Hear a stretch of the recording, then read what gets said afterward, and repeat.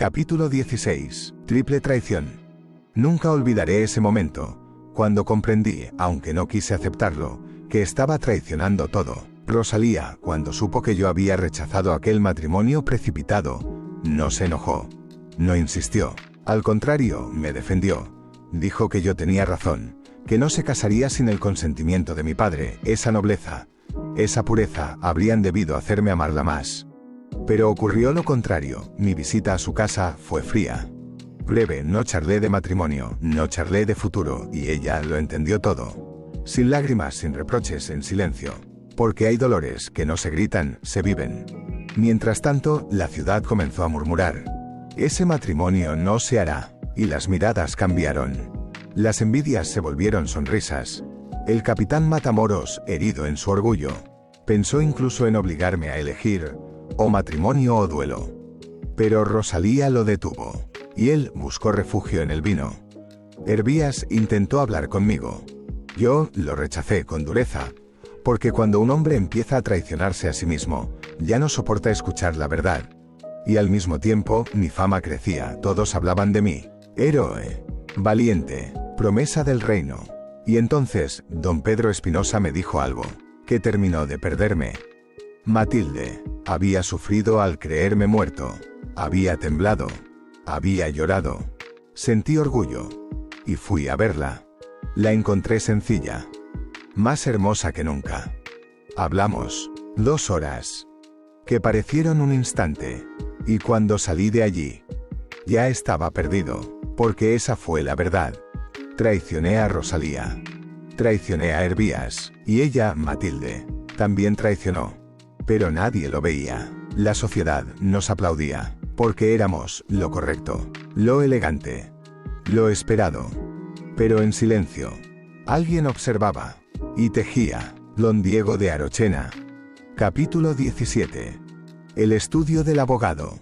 Aquella mañana, varias personas esperaban sentadas en el corredor del abogado. Viudas, hombres arruinados, gente desesperada, y también el capitán Matamoros.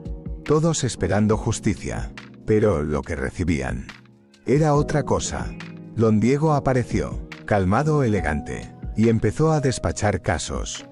Como si fueran simples cuentas. Faltan documentos. Hace falta influencia. Hace falta dinero. Siempre dinero. Sin agua, no anda el molino. Así funcionaba el mundo. Rosales, su discípulo, no era distinto. Frío, calculador. Una viuda lloraba, contando cómo su esposo le había arrancado los dientes. Eso no prueba nada, respondió, y yo no estaba allí. Pero así era el mundo en el que comenzaba a moverme. Después, don Diego habló de mí, como si fuera un enigma. ¿Quién es realmente Gabriel Fernández? Dudaba de mi origen, de mi apellido, de todo. Podría ser un expósito, un PP. Esa palabra era una sentencia, una condena social. Y entonces empezó a unir piezas. El escribano Pedrera, la casa misteriosa, la mujer encerrada, las visitas nocturnas. Todo parecía conectado conmigo, y su obsesión creció. Si descubro la verdad, lo destruiré. Eso era lo que quería. Destruirme, con una sola palabra. Pepe. Capítulo 18. La familia de Espinosa. Mientras tanto, mi vida avanzaba, como si nada estuviera ocurriendo. Matilde y yo vivíamos en ilusión. Su padre, don Pedro, aprobaba la relación. Pero puso una condición: esperar. Más rango, más prestigio, más posición. Acepté, con gusto, porque en ese momento, eso era lo que quería. Cuando fui a hablar con don Andrés, me escuchó. Y sonrió, como si recordara algo que yo no veía. Aceptó el matrimonio, pero dudó. Cuando mencioné a mi padre, dijo que no sabía dónde escribirle. Algo no encajaba. Pero no pregunté más, no quise ver. En la casa de Matilde, todo seguía igual. Su madre bondadosa, pero rígida en las clases sociales. Su mundo pequeño, pero firme. Y Matilde, igual, elegante, inteligente, pero profundamente aristocrática. Y eso hacía peligroso mi secreto. Porque si don Diego tenía razón, si yo no era quien decía ser, todo se derrumbaría. El amor, el prestigio, la vida. Mientras tanto, el abogado seguía investigando. Criados, rumores, sombras, la casa del escribano. Seguía siendo un misterio. Una mujer encerrada. Un torno oculto.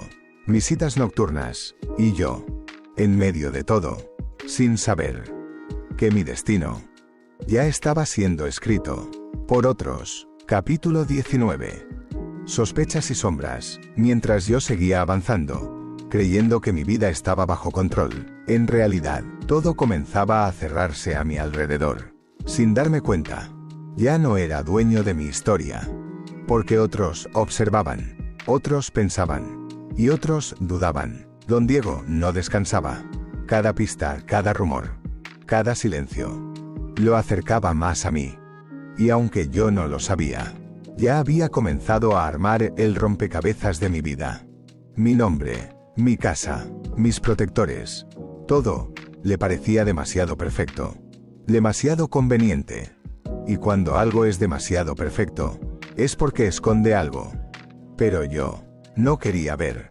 Estaba ocupado en otras cosas, en Matilde, en mi futuro, en mi orgullo.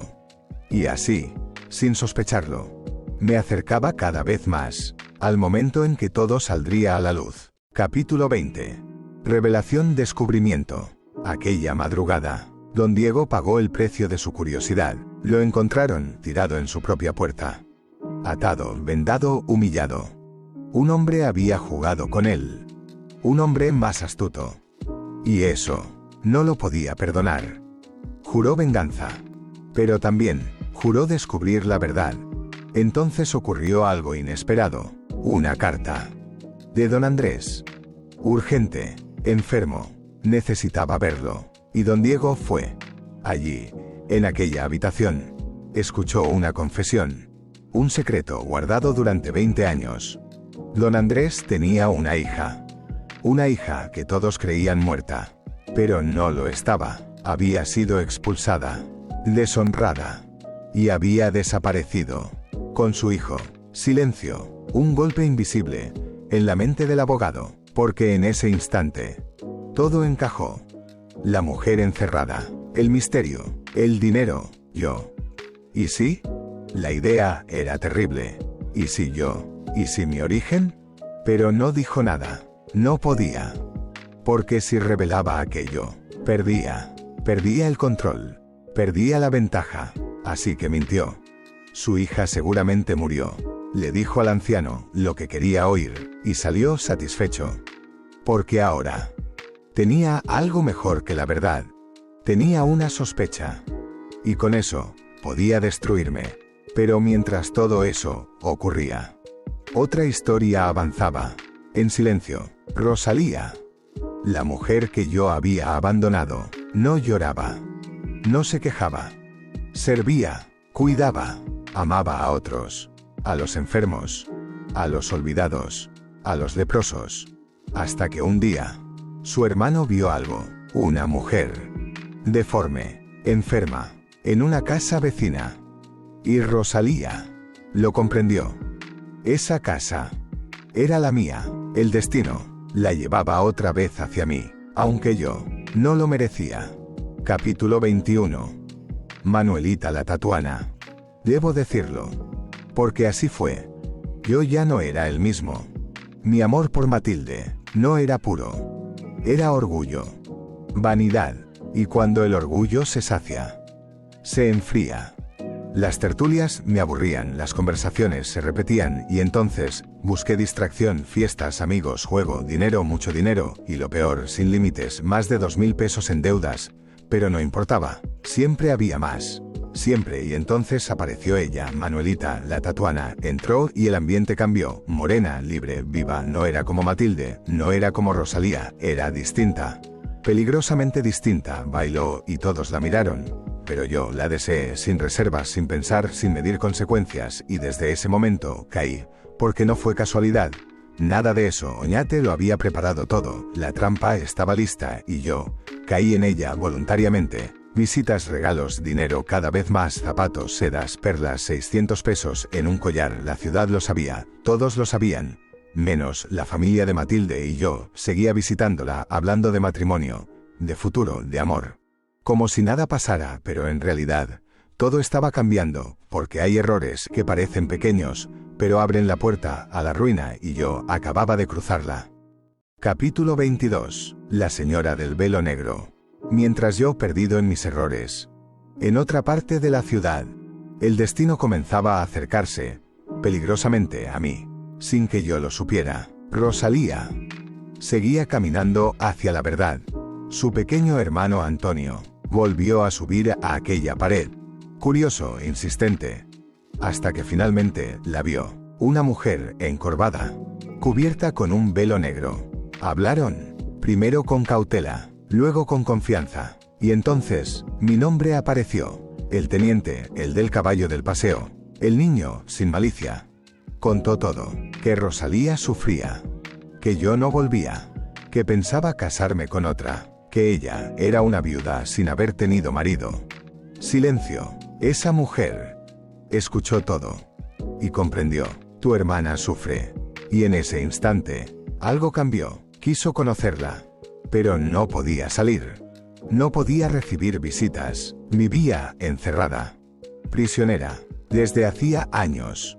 Entonces Rosalía decidió verla, y lo logró, con ingenio, con vergüenza, con valor. Subió a aquella pared, y entró, y cuando la vio, no retrocedió, no se apartó, no sintió rechazo, la abrazó, besó su frente, marcada por la enfermedad, y la llamó madre.